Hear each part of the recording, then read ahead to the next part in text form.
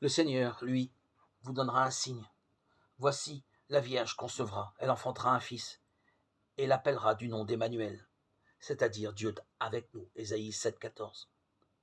Une naissance miraculeuse. Jésus est le Fils de Dieu depuis toujours. Il est né sur la terre à Bethléem par Marie, une jeune fille vierge. Ça vous semble impossible? Pour Dieu, le Créateur de l'univers, tout est possible. Des centaines d'années auparavant, plusieurs prophètes juifs avaient parlé de lui dans la première partie de la Bible. Et toi, Bethléem, de toi sortira pour moi celui qui doit dominer en Israël, et duquel les origines ont été d'ancienneté dès les jours d'éternité. Michée 5,2, Ésaïe 7,14. Une vie de bien. Il était entièrement dévoué au bien d'autrui, il soulageait la souffrance physique, morale et spirituelle de beaucoup.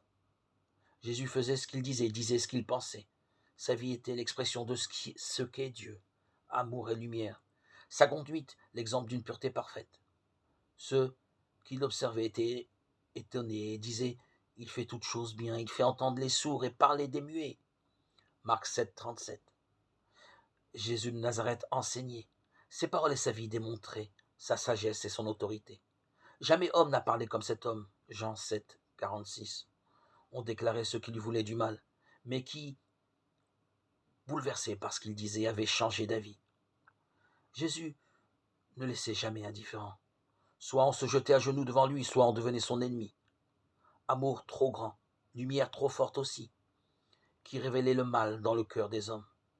Peu avant de mourir, Jésus a affirmé « Je suis le chemin et la vérité et la vie ».